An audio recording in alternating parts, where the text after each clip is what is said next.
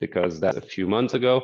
It will be good to remember how this works, at least just to feel it a little bit. So first, we want to have our thumbs open, put them just above the iliac crest, above the bone here, so that we can feel the space of waist between the hips and the ribs.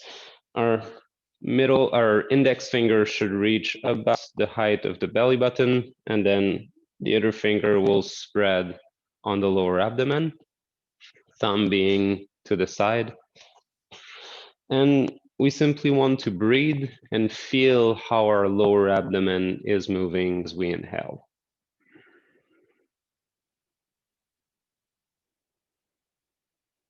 Putting just a little bit of pressure with our fingers to see where the breathing goes. How low can we feel into the lower abdomen?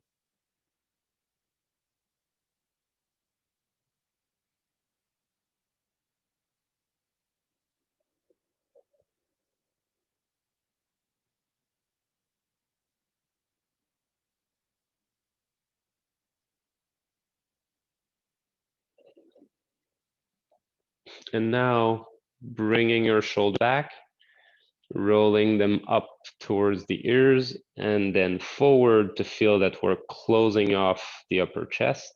We'll feel somewhat uncomfortable, which is by design. And so breathing again and observing if we get more space into the lower abdomen.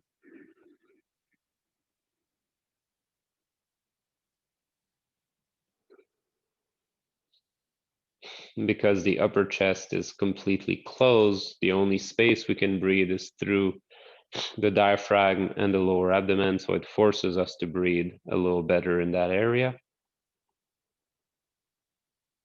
Observing how much space there is, and then relaxing the shoulder while maintaining the same depth of abdominal breathing.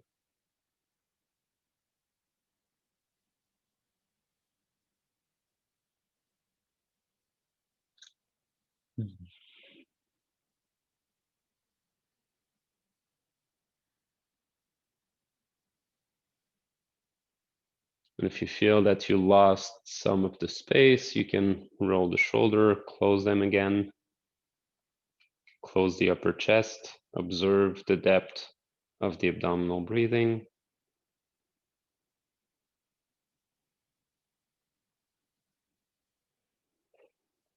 And then again, relax the shoulders.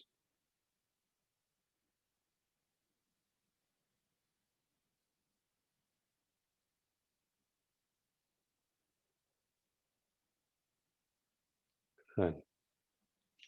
Now, maintaining this lower abdominal breath, we want to add the thoracic breathing on top of it. If we place one hand on the lower ribs and we allow our arms to rise up till about chest level, and we open to the side, observing how much movement or lack of movement there is in the ribs. You can probably notice that there's not too much movement. But if we allow our hand to rise just above the collarbone so that it reaches just over the shoulders, and then we open, you should start to feel that there's a stronger mechanical movement that pulls the ribs away.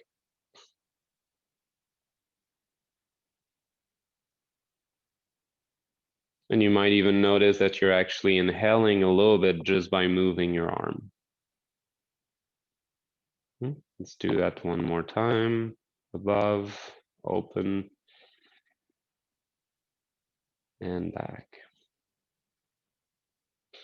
Can everybody feel this movement of the ribs? Good. So if we take our thumb, place them on the lateral line, about the height of nipples, which would be the fourth ribs if we count from top, the sixth rib if we go up, and then open up our fingers to feel towards the lower ribs, This will bring us, in this case, to roll the shoulders back, allowing the shoulder blade to sink so that we can fully engage the serratus muscle, which will then help us to pull and open up the ribs. And feel as we inhale, expansion of the ribs to the side, and then coming back down as we exhale.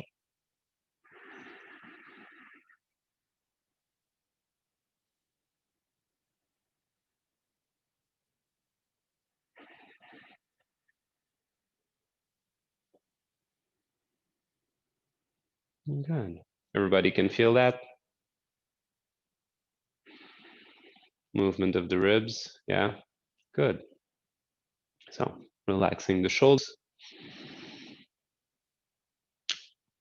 bringing one side on our waist so we can feel the abdomen, putting another one on the ribs. And now we want to use both in a, well, for the breathing. So we start with the abdominal breathing first, and we keep that little bit of pressure with our fingers on the lower abdomen. And once we feel that the abdominal breathing reach its maximum capacity, we want to make sure that the ribs now start to open up to have thoracic breathing. So first abdominal, then opening the ribs, and exhale.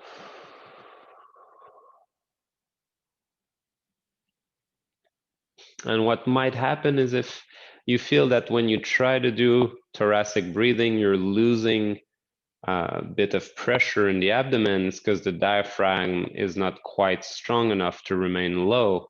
And you want to work on that to be able to have the maximum capacity of both abdominal and thoracic. So again, abdominal breathing first, and then thoracic.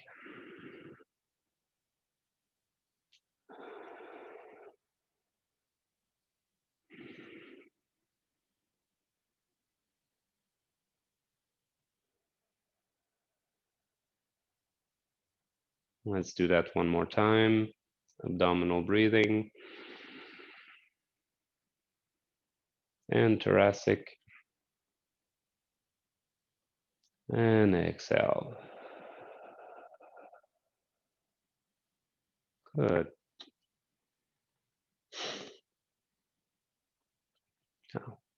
Any questions on this? Were you guys able to feel the difference between two? A little bit. Okay. Good. All right. So it's something that needs to be worked on a little bit. Sorry, I have my big screen, so when I watch you, I'm looking, then I sometimes forget that the camera is here. So when we work with these two aspects, we want to be able to first develop the diaphragm because it's worth more than half our lung capacity. And then once diaphragm really works well, then we can more easily add on top thoracic breathing to really go and reach our maximum capacity of in. Now that felt how to function together, if we go back into our movement, I'll do it away so you can see the movement better. Shifting the weight to the right, bringing our left heel forward, shifting our weight onto our front legs, arms up in front of us. So as I start to bring my weight to the back, I want to first feel the abdominal inhale, up until my hands reach my diaphragm, and then my thoracic inhale. The rising of my arm will facilitate the sinking of the shoulder blade, therefore it will be easier to ribs move up. And then when I push, I let it go down. So again, abdominal breathing, thoracic, exhale. Again, abdominal, thoracic, exhale. One more.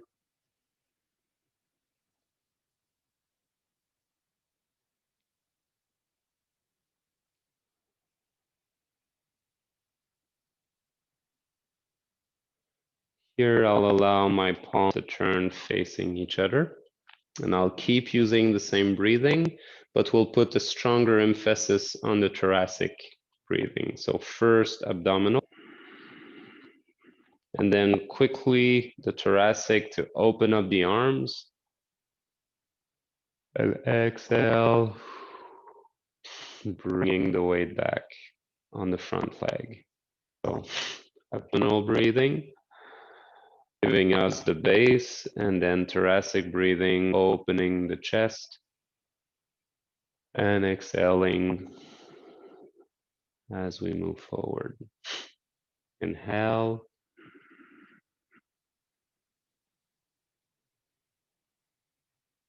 Exhale.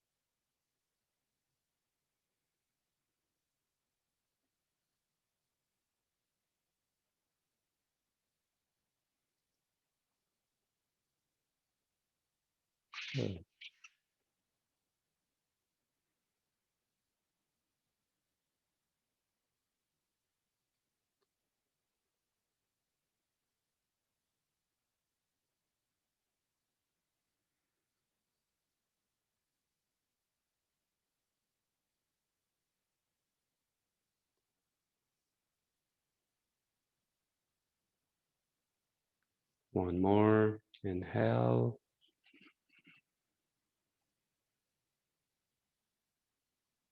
Exhale. And down.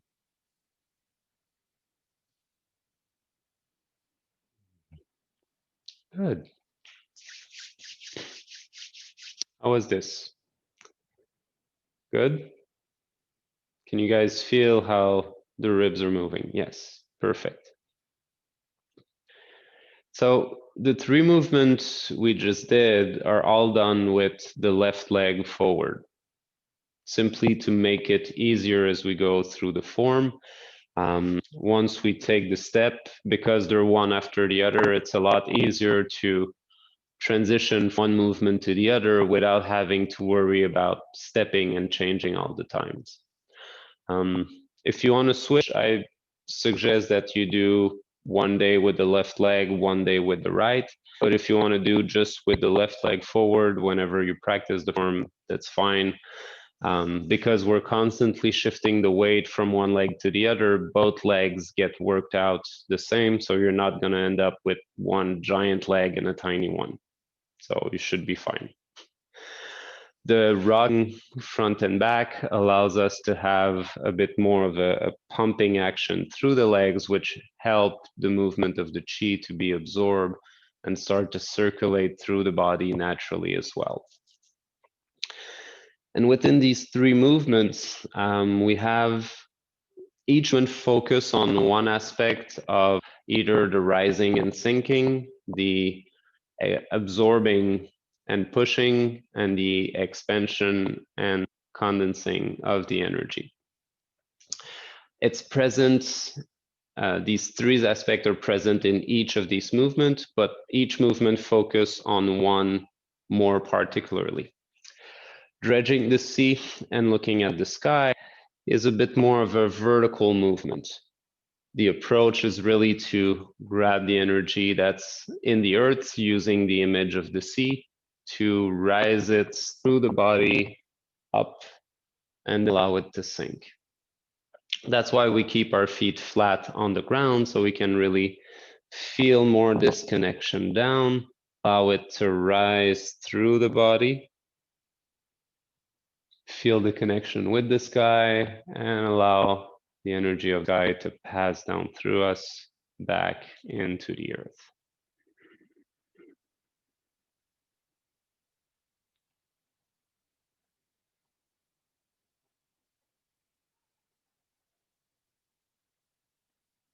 So inhaling as we bring our weight on our back leg. Exhaling as we move forward.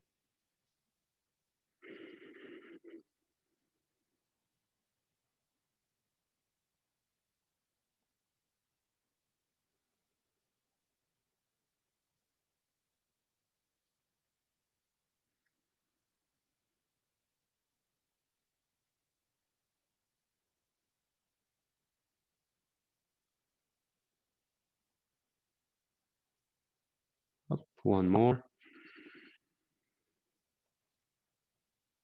From the rising and sinking, we're shifting into the front and back. So bringing the weight on the front leg and straightening the leg, keeping the body vertical. So I don't want to be taken away by my hands where I'm at the limit of falling down, but I want to keep the top of my head aligned with the center of my foot so that I have this straight line that I'm really comfortable with. And as I'm shifting my weight back, making sure that my center of gravity inside my abdomen stay aligned with my foot, which will then allow me to have this gentle angle towards the back and push forward and up. Inhale.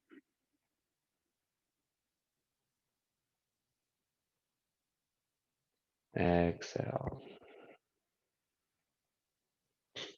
So even here, my movement is mostly from back. You can notice that there's also rising and sinking is present, but I'm mostly focusing on pulling the energy from the front, filling my body. And then as I'm pushing down, I'm also letting it go out, letting wave go, and then waiting for it to come back, pulling me back in.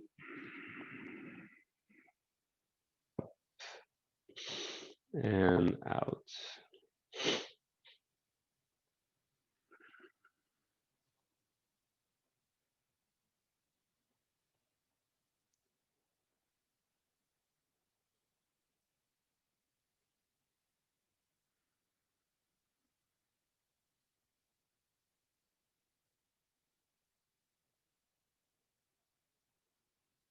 And the pigeon open its wing.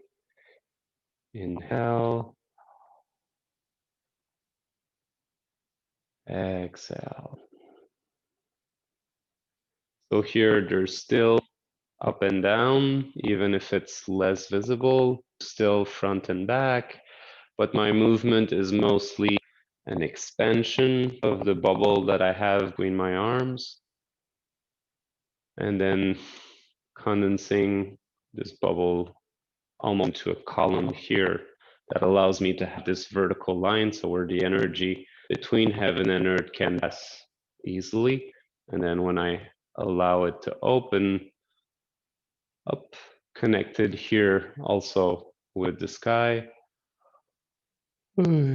exhaling, gathering the energy more into that central column inside of the body.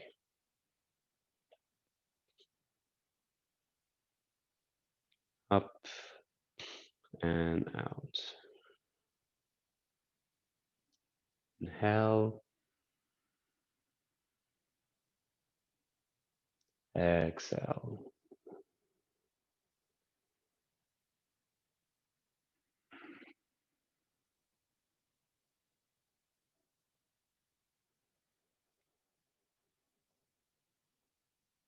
Good.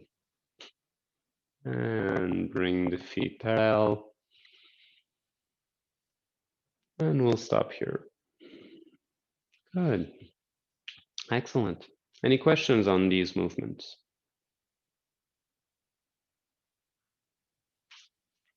Let's have a seat and chat a little bit. This Lester. Yes. So normally in Tai Chi, I always keep my knees slightly bent.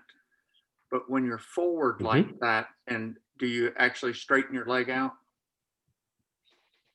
As much as you can without creating tension in your lumbar area. And not locking. So flexibility, exactly. Actually, what happened with practice is that you can actually reach a place where your leg is straight without having this lock sensation if the back line is stretched and it doesn't create tension in the lumbar. So for a lot of people, the back line where the bladder channel passes a little too tight. So as soon as they get their knee locked, then the lower back tenses up and we lose the connectivity. There's too much tension. But with practice, you can still have the knee completely straight and maintain a curvature and a softness in the lumbar area. But that depends really on the elasticity of the muscle. So if you can't do that, you want your knee to be just slightly bent so you can still have this relaxed connectivity through the body and maintain softness in the lower back and not create tension. And the other thing. So you want your leg to be. Yeah, go ahead. Go on. Well, I was just saying, as you. Okay, I was just going to say. Yes, as you come forward. Your knee is bent. And then as you. Yes. Come here, so you're kind of rising as you come forward. Yeah. Okay. A little bit, yes. That's another thing I learned to avoid in Tai Chi is that up and down movement that Yes. Usually it's like the first one when we keep both feet flat on the ground. That's where we're at. We stay more or less at the same level. But this one, because we have a slightly different movement, we have this curving up and down that's present. Okay.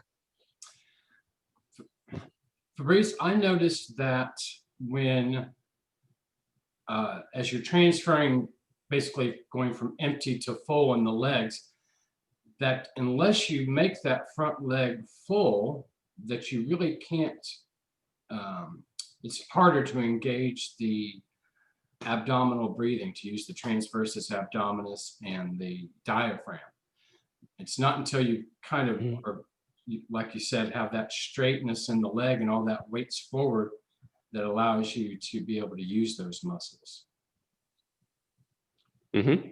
Yeah, there's a structural connectivity that we start to feel the full weight transfer. There's something else that start to happen.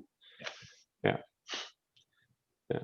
It really helps to find this, and it also gives us an ability to feel the body very differently. If we're always somewhat in the middle, it's almost like if we never take a decision, we're never sure of what we're really gonna do because we didn't decide.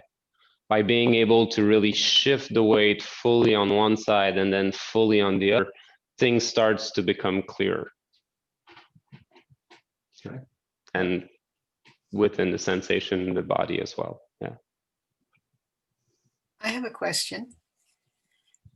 I'm Margaret. When I'm doing and I'm crossing the arms, I tend to want to alternate left or right, which arm is on top. Is that okay? I feel like I'm better balanced when I alternate. Is yes, it okay? you can alternate. Yeah, there's no,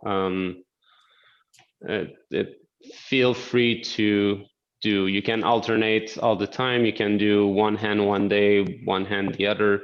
Just follow whichever feeling feels better for you at the moment. Thank you. Yeah, a certain Qigong system that sometimes will say, oh, men's have to be, you know, left hand inside, right hand outside, and then you have other systems that say, oh no, for men it's the right hand that be inside and the left hand outside, and the reverse for women and things like that. It's probably has a lot more to do with left-handed, right-handed person rather than, you know, sex, masculine or feminine. So it's much more a question of feeling how like or how naturally your hands are coming up. So even in when we're doing the hands on the dantian, I alternate. You know, Mhm. I just Yeah, feel I that's need. fine. I am left-handed, but I have to use both hands. Mhm. I feel Yeah. the energy to balance the energy on one side to the other. That's why I alternate. Yeah, I would say even forget about the idea that you have to balance the energy. Go with what feels better. So try it one way, try it the other, and you might feel that someday you want one versus the other. And as you'll become more aware of the subtlety and the difference in the energy, you might feel a bit of a difference if you have one hand versus the other. But it's usually something that is so subtle that it probably doesn't really matter until you reach a much further into your transformational path.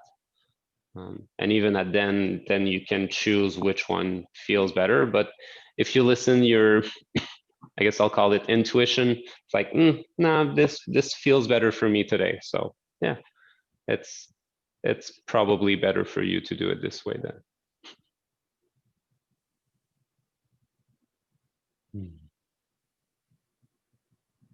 Good. Any question, comments, suggestion, objection? I was curious as if there's an effect to the lymphatic system with the pumping motion going forward. And Yes, that's the pumping motion through the lymphatic system, through the blood, and through the system of the Qi, where we have this pumping of being able to absorb and pull. So as we shift the weight from the full leg, as it becomes empty, it's almost transform itself into a kind of a straw that helps to pull the Qi more easily and the lymph and everything through it as well. An empty leg or relaxed leg, when there's no weight on it, will have an easier time to let things flow through it. Whereas when the leg that has the weight, because of the slight muscle contraction, will kind of first start to create a pumping effect. So movement will increase at the beginning, but once we're static on it, it blocks a little more. Within Taiji, Qigong, Shibashi, we have a few movements like this where we play between having all of our weight on one leg and having an empty leg.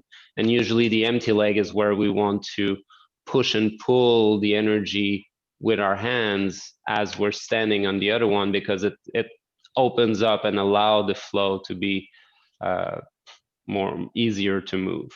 So that's why we have kind of shift. In the movements we just did, particularly the dredging the sea and looking at the sky, as I'm shifting my weight, my front leg is becoming empty, so I can pull the Qi up. And then as I push down, I slightly bring my weight back. And as I'm here, the downward finishes mostly through the back. So I have my bladder channel that starts from the eyes, goes through the back all the way down to my heel. That's nice and stretched and open so that downward movement can go. And then when I'm here and I pull up, I have the yin channel from the legs that started to bring everything upwards and connecting them all the way with the yin channel of the arm all the way to the sky. And then from the sky, connecting the yang channel goes down, up all the way to the feet, allowing the Qi to sink back down. So I have this strong up and down movement of the Qi through my body as I'm doing it. That's why we keep our feet flat on them in this one, to have a better connection also, versus the more front and back movement that we get, where because we're a little higher, naturally we have this lifting of the toes and the heels that allows us to be more that front and back and expanding and condensing aspect of the movement. nice. Good. Yes. At the stage I'm in, it probably doesn't really matter what the answer is, but I keep thinking about it and I wanted to ask you, which is, you know, I'm learning a lot about the abdominal followed by the thoracic inhale. The exhale, does it matter? I've been trying to do it reverse when I exhale. Don't let the exhale happen naturally. The movement will, the chest will naturally start to collapse. The diaphragm will naturally start to go back up. Exhale is a relaxation phase. Inhale is an active phase. In order to inhale, we need to use our muscle to create space around the lungs so that that space creating a vacuum will suck the air inside the lung. That's the mechanic of how we're inhaling. So we need the diaphragm to push down to create space, and then we need the muscle around the rib cage to open up rib cage so that we can inhale. But once this contraction of these muscles is done, exhaling is just relaxing, and the structure will close and naturally push the air out. So there's no specific order to fund this case. Thank you, that helps. I appreciate it. You're welcome. So yeah, inhaling is active, exhaling is good. Well, thank you very much, everyone, again for participating. It's a pleasure to see you again. And we'll continue next month to start to punch and then fly away and turn around like a gigantic wheel. And yeah, great. Thank you very much, Fabrice. Really appreciate it. Thank you. Pleasure. Have a beautiful day, everyone. Thank you. See you soon. Bye.